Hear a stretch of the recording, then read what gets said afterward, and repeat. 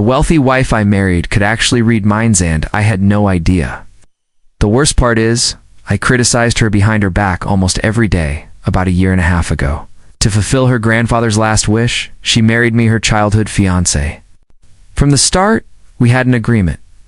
After 1 year, we would divorce. After that, she would go live with her first love. But when her first love, Makoto, found out she had married me, he got so furious that he left the country. So here I was, with a rich, stunning wife, carrying herself with elegance and confidence. I decided I would try to win her over with my own efforts. What I didn't expect was that less than 6 months later, Lucia's grandfather passed away. Without hesitation, she contacted Makoto and asked him to return. When he came back, my wife, who was usually cold and distant, suddenly became so joyful that she started dancing in the hallway. I was her chauffeur at the time, and I witnessed her seductive dance right there in front of me at the airport. I saw Makoto for the first time. He was thin, pale, with delicate features, an attractive young man I instantly disliked. "Jorge, come take Makoto's suitcase," my wife ordered. Me, in her usual cold tone, used to being bossed around by her, I said nothing, picked up his suitcase, and placed it in the trunk.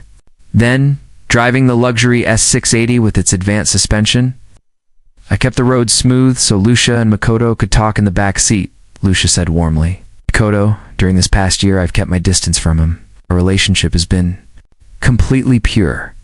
I've been waiting for you to return so I can marry you." She had completely transformed from her usual coldness into a sweet, approachable woman. Hearing this while driving along the airport highway hurt it would be a lie to say otherwise, Makoto replied. "Lucia, in the past I misunderstood you. Don't worry, from now on, I'll make you happy." They exchanged sweet words there. Voices soft, but the car's soundproofing was so good, I heard everything. I couldn't help thinking, at least wait until I'm not around. I'm still her legitimate husband. Frustrated, I sighed and pressed harder on the gas to overtake a slow car blocking the fast lane. Without signaling, I passed on the right, but just then, a green plate electric car swerved in from the far right. The two cars collided. I fought to stabilize the car, but the electric car's driver suddenly accelerated. My head spun, and in the next moment, everything went black. When I woke up, I was still in the driver's seat. Lucia was trapped in the back, and no matter how hard I tried, I couldn't get her out. Makoto, meanwhile, had been thrown a few meters outside the car. Luckily, the traffic police eventually rescued us. It was my fault. I'd forgotten to use the flash signal. After the checkup, we were all fine. But that incident made me realize something. This woman earns over $4 billion a year, even though the company and stocks have nothing to do with me. As long as we're married, this year's profits count as marital property. If we divorced, I could at least get $2 billion with that much money. Why should I keep simping for her? If I deposit that in the bank, even with today's low rates, I'd still get over $80 million in interest per year. I did the math, and a grin spread across my face. I thought to myself, Lucia, hurry up and divorce me. I want that $2 billion settlement. Then I'll buy a 2,000 square meter house in the countryside, and maybe even keep a college girl on a 10,000 month allowance. Lips curled into a smile without me realizing it. Lucia noticed and looked puzzled. I wasn't saying a word, yet somehow she seemed to hear every thought in my head. Of course, I didn't know she had this ability. I glared at her and said, "Lucia, I'm your legal husband, and you still want to be with Makoto?" No way. Inside, though, I thought, yes, exactly. Hurry up and divorce me. Throw that money-stained black card in my face. That Makoto isn't so innocent either. It was him who sneaked into Grandpa's hospital room and pushed him too hard, which caused the brain hemorrhage. But if I tell Lucia, she'll just think I'm slandering him. Right then, Makoto moved closer to Lucia, ready to wrap his arm around her shoulders. But she pushed him away. Makoto stumbled, lost his balance, and fell to the ground. Normally, she would have rushed to him with concern, but this time, she simply raised her eyebrows slightly, smiled, and looked at me. "You're right," she said softly. "I'm still a married woman. I'll be careful." Then she called, an ambulance to take Makoto to the hospital, and told her assistant to accompany him. Makoto and I just stood there, stunned. Hey, what's happening? This isn't how things were supposed to go. After that, Willow and I got into another car to head home. The entire way, I couldn't wrap my head around it. Did Willow hit her head in the crash? I thought, as long as I'm still here, she and Makoto can't possibly be together. So why the sudden change? She used to bring up divorce all the time. But now she's suddenly changed her mind. I slowly turned to look at Willow. And to my surprise, she had a sly smile on her lips. Her bright eyes almost sang. Still pretending, huh? I couldn't stand it. I coldly said, "Aren't you going to call and check if Makoto's okay? If he's missing an arm or leg, that'd be even better." Ahaha. Willow didn't respond directly, but called her assistant. A moment later, she said calmly, "No. Big deal, just soft tissue bruising. Honey, let's go home." I froze. Did she just call me honey? What's going on? Did I not play my role convincingly enough? Or did I fail to express myself clearly? Clearing my throat, I added, "Just looking at Makoto makes me sick. As long as I don't agree to a divorce, you'll never be with him." Her delicate face curved into a meaningful smile. "Okay, I'll listen to you, honey. I'll keep my distance from him, and I won't divorce you." I was already confused, but now I was completely baffled. Didn't she talk about divorce every single day? She needs to be honest. She's a top businesswoman, one of the country's top 10 entrepreneurs. She can't just break her promises like this. She said once Makoto returned, we'd divorce, and that $2 billion she needs to hand it over, so I can pack up and leave. My brain was overheating, struggling to process what was happening. Suddenly, a gentle fragrance reached me as Willow wrapped her arm around mine and whispered, "Honey, what do you want for dinner tonight? Should we eat first, or should we eat me?" Woman possessed by a fox spirit? How did she suddenly change so much? I thought she was the cold, aloof, untouchable beauty. Now she's calling me honey. Just hearing it makes my bones go weak. No, this must be because my performance wasn't convincing enough. I need to step it up. After all, a proper villain especially. One tied to billions should leave an impression that makes people grit their teeth in hatred. When we got home, I made an excuse to retreat to the bathroom. Willow told the maid to prepare dinner. The next morning, I opened the door and found Willow standing there, dark circles under her eyes. Had she not slept all night? So she deserved it. "Let's go to the hospital today," I said casually. "See if Makoto's still alive?" Willow shot me a glance and snorted, "There's a charity gala tonight. Don't forget to come. Makoto will be there too." Originally, I had planned to refuse to give those to some alone time together. But the moment I heard that, my CPU brain started working overtime. Just giving them time together isn't enough. "Tonight I'll make sure to embarrass you, Willow, at the charity gala. Let's see if you'll still refuse to divorce me." As she walked ahead, Willow suddenly stopped, turned, and said firmly, "Remember, you must come." I sneered inwardly. "Of course I'll go, and I'll make sure Makoto is crushed, and Willow will feel sorry for him and side with him." At the gala, she announced our divorce in front of everyone. Time flew. And that evening, I arrived at the hotel for the charity gala dressed in sportswear. Around me, men were in tailored suits and women in glamorous gowns, but I stood out in my casual clothes. Not that it mattered. After all, many people already knew me as Willow's so-called formal husband. Soon, Willow entered, stunning in her glamorous attire, with Makoto dazzling at her side. Together, they looked like the perfect golden couple a match made. In heaven, the host took the stage and called out, "Ladies and gentlemen, please take your seats. The charity gala is about to begin." The hall quieted as the host introduced various dignitaries. Then, with a cheerful tone, he announced, "We've added a fun new segment tonight, a quiz with prizes. If you answer correctly, you'll donate 10,000 yuan to the charity fund. If you answer incorrectly, you'll donate 50,000. I thought, perfect. What a great opportunity to embarrass Willow and make her completely disappointed in me. The first question came, what is the most expensive watch in the world? That one was easy. I immediately raised my hand. The host spotted me right away and handed me the microphone. "Mr. George, would you like to answer?" shouted confidently. A waiting watch, because the longer you wait for it, the more expensive it gets. The whole room erupted in laughter. The host chuckled and said, "Wrong answer. You owe 50,000 yuan to the charity fund." I shot a playful glance at Willow and stepped forward, ready for the next round. Next question. What is the largest island in the world? Before Makoto could even raise his hand, I pressed it down and walked boldly into the spotlight. Looking at the distinguished guests, I proudly announced Pizza Island, because every slice is a full island. Makoto frowned and turned to Willow. "Willow, George is really active today. He's not even giving anyone else a chance to answer." Raised an eyebrow and gave them both a provocative smirk.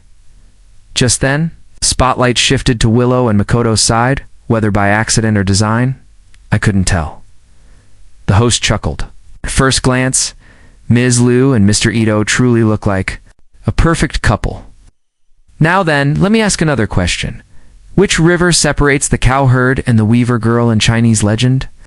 Makoto raised his hand with a refined smile, clearly confident in his answer.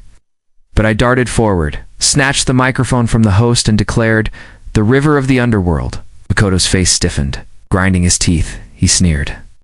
"George, aren't you afraid of being ridiculed for answering so recklessly?" But instead of showing any anger, Willow simply looked at me with a calm, unreadable expression. I thought, tonight, I'll make the two of you embarrass yourselves. And tomorrow, the headlines will be full of it. That idiotic board of directors will have no choice but to make Willow divorce me for the sake of the company's interests. Yes, I'll make it happen. The room's atmosphere was lively, with everyone watching me like I was a circus act. I couldn't care less. With a $2 billion divorce settlement waiting, what could possibly be better than financial freedom? The host cleared his throat twice, and the room fell silent. He asked, "Next question is a phrase, fill in, pain something flow." Something nobody raised their hands. All eyes were on me, waiting for my next move. I zipped my jacket up to my chin and calmly said, "Painless abortion." The host was speechless. Mr. Wong, please be mindful of the question." But fired up by the ever-increasing donations, he kept tossing out more odd questions. Without changing my expression, I grabbed the microphone and rattled off. Big feet, boxer shorts, pig's trotters, big mouths, and big buddies in the crotch. Willow and the other socialites burst into laughter.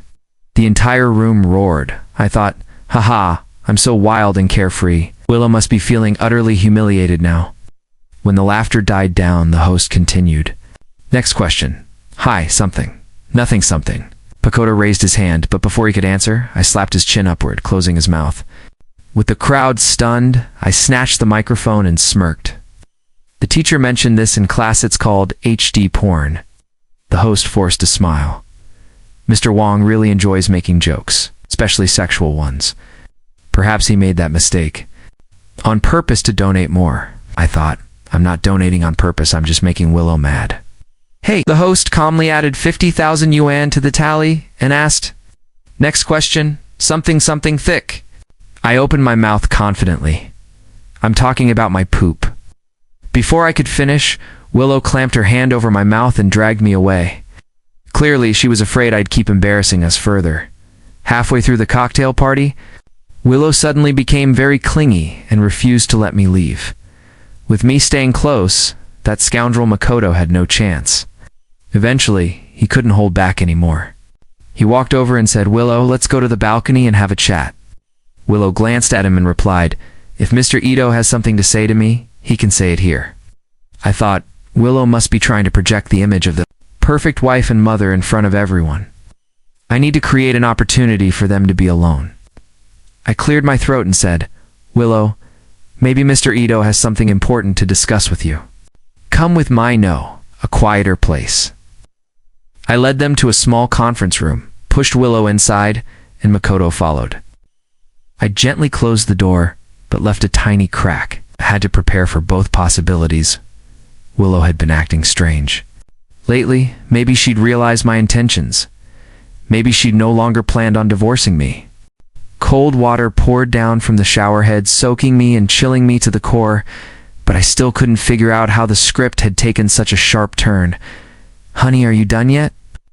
Willow's voice came from outside the door. "You usually shower in 5 minutes, but today, it's been 40. Her words echoed like a death knell, sending shivers through my body. Something's off. There must be something I missed. If I don't figure this out soon, I might meet the Grim Reaper before I ever get my divorce settlement. With a whoosh, the bathroom sliding door opened. A slender, delicate hand entered first. Willow stepped inside, and I immediately felt my nose itch.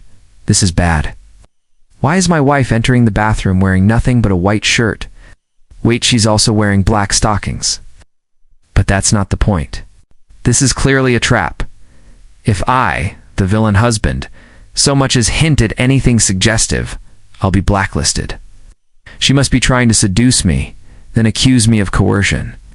That way, she won't have to pay me the $2 billion divorce settlement, and I won't get the chance to find a cute college girl to keep on a stipend. Stay strong, or hey, don't give up the entire forest for just one tree. Just as I was plotting how to escape her clutches, Dingling I snapped into my dramatic mode, glaring at Willow with fake anger. I barked, "Who's calling at this hour? Don't they need to rest? Hang up now," snapped. But inside, I was secretly overjoyed. Perfect timing. I think I saw Makoto's name on the screen answer it. Willow. Then you two can have your little world together. I'll be left alone here in peace. Willow hesitated for 2 seconds, then picked up the call. In the quiet bathroom, I could clearly hear Makoto's weak, pitiful voice on the other end. "Willow, my wound hurts so much. I'm all alone at the hospital. It's so lonely. Could you come keep me company?" How, I thought. Makoto really is a master at playing the yonder role. He knows how to tug at the heartstrings. Poor guy. Still go to him, Willow. Go now, Pikachu. Wait, no. Go, Willow. Willow frowned, clearly torn.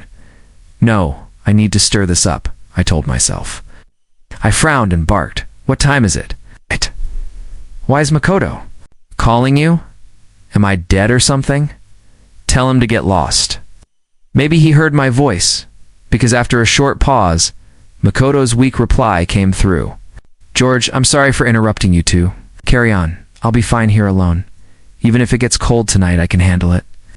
At worst, I'll just catch a little cold, maybe a fever. I thought, wow, Makoto has real potential as a yonder male lead. He and I, the evil side character, are perfectly in sync. What a flawless match. Unstoppable. I kept grumbling, fully embodying the role of the villain who breaks up true love. Willow's frown slowly relaxed, and she moved closer to me.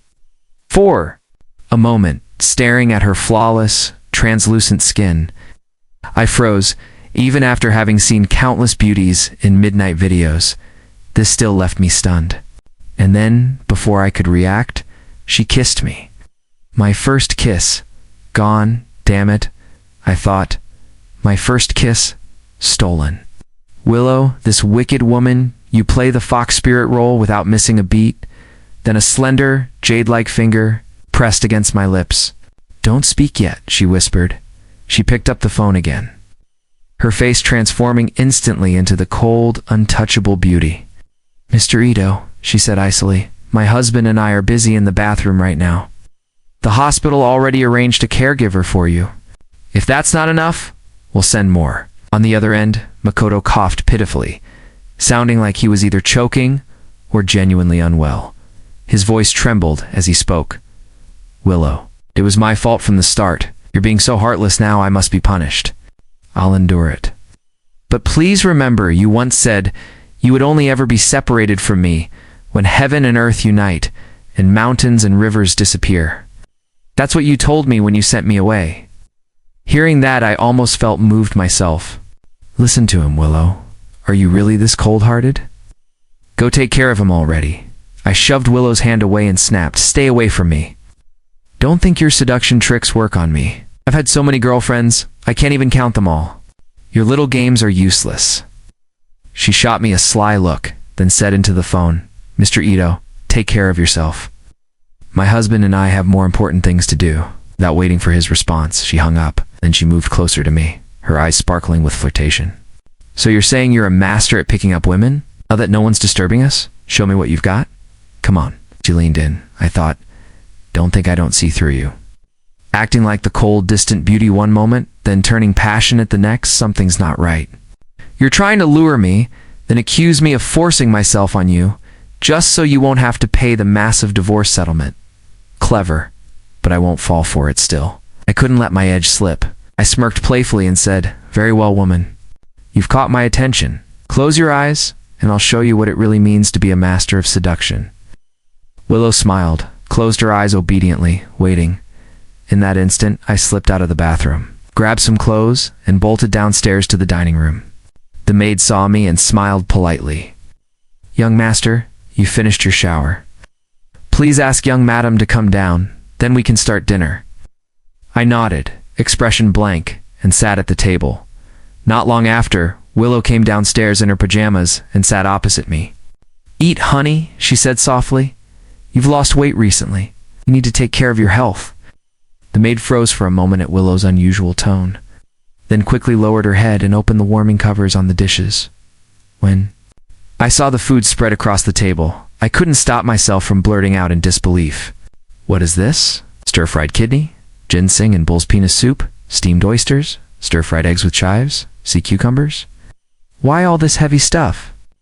Are you trying to make me explode with energy? I'm still a virgin where, am I supposed? To release all this tonight? Willow truly lived up to her reputation as the daughter of a wealthy family, scheming and cunning. She must have been plotting against me from the moment I stepped foot in the house. From now on, I'll have to stay on high alert. In the end, I only touched the stir-fried eggs with chives. That was because I noticed that familiar malicious smile flicker across Willow's lips again. After dinner, I locked myself inside the bedroom. Lying on the bed, I tried to calm down, but my mind kept replaying Willow's earlier attempts at seduction. The more I thought about it, the wilder my imagination ran, until I spent the whole night dreaming of her in countless seductive poses. Hey, the two of you locked in a room together. As your feelings grow, you'll lose control. Something is bound to happen.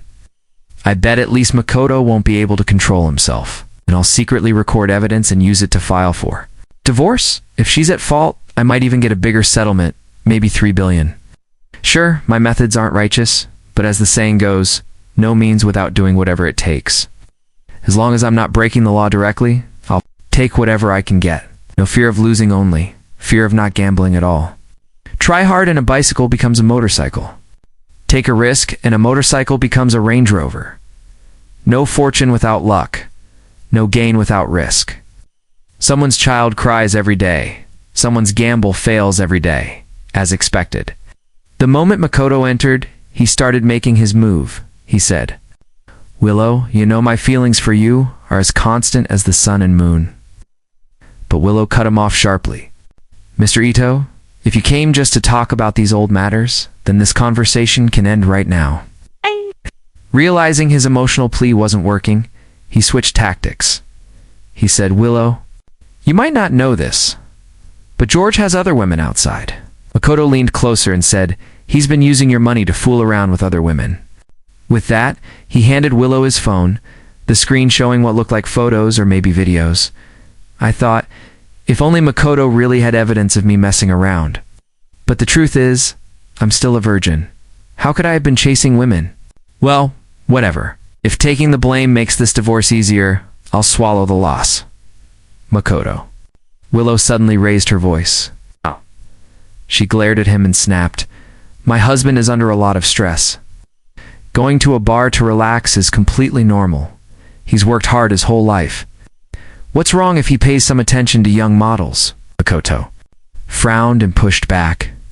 It's not just that, Willow. Look at this video. He even kissed one of the girls in the VIP booth. What kind of man does that? I thought. Wait, what Makoto said might not be entirely wrong. Willow never lets me touch her, so yeah, I went to the bar. I only chatted, held hands, and all right, I'll admit, I touched her thigh. Willow paused for a couple of seconds and glanced toward the door. I quickly stepped back to hide. That was close. Almost caught. But wait, what am I even afraid of? I'm just peeping already. Morally rotten and shameless anyway. As I thought this, I crept closer again to peek. Sure enough, my eyes met Willow's. Her half-squinted glare clearly said, "Wait till we get home. I'll deal with you." Out of the corner of my eye, I noticed Makoto pour some powder into 2 cups before topping them with red wine. He turned back to Willow and said smoothly, "Since you're so determined, I won't press further. Let's just drink and call it even." He held out one of the spiked glasses. I thought, damn, Makoto's really dirty drugging drinks. Nice. Doesn't matter if they drink or not. If the 2 of them stay alone long enough, emotions will boil over. And something will happen. I'll get it all on video and use it for divorce. Billions guaranteed. HAHAHA. From where I stood, I could only see their profiles, but Willow's brows were furrowed. She pushed the glass back toward him and said, "Let's switch." Lips curled into a sly smile, but without hesitation, he swapped glasses with her. Willow lifted the glass to her red lips, just about to drink the drugged wine. I was thrilled inside. Koto must have done this before. Both glasses are probably drugged anyway. Whatever happens later, he won't lose. And from what I've heard, these things only make the mood hotter. But suddenly Willow froze. Her hand slipped, and the wine glass smashed to the floor, red liquid splattering everywhere. She glanced at Makoto, a flicker of guilt in her eyes, and said softly, "Sorry, my hand slipped. I guess our past feelings are like this glass shattered, impossible to put back together." I thought, damn it, she did that on purpose. Cold-hearted woman. Couldn't even drink one last glass with her first love. I was so close to cashing in millions. Makoto stiffened, then clenched. We walked in silence. Willow's face was like a storm cloud, her anger radiating. I thought, this woman is a ticking time bomb. Best not to provoke her. But damn, that slap was satisfying. I didn't hold back, and now the print is swelling. She's definitely going to come after me later. No, wait. I slapped her to wake her up. That counts as saving her. The law says non-lethal harm caused while rescuing someone is impunishable. Even if she drags me to court, I'll be in the clear. Willow coldly snorted. You enjoyed slapping me, didn't you? I was speechless. This woman can read minds, I thought. I was just thinking that, and she called me out. Still, this round I'm ahead. If you've got facts, you go to court. If you've got neither facts nor reasons, you go to the media. But me, I've got both. Nothing to fear, I said aloud. How can you say that? You don't realize how dangerous it was. If I hadn't slapped you awake, you might have already started tearing at your own clothes. I described the scene dramatically. Willow glared at me. I was drugged with sleeping pills, not aphrodisiacs. Why would I be tearing off clothes? And weren't you watching from the door, enjoying the show? I froze. What? How could? She'll know that? My mind raced.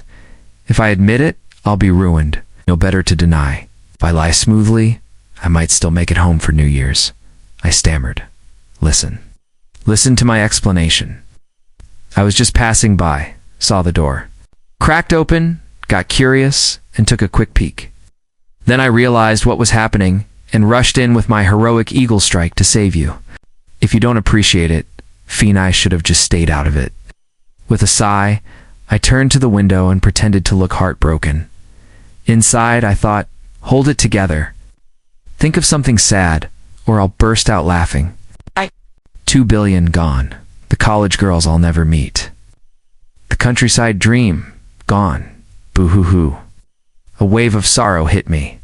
The poet was right. How much grief can a heart endure? Like a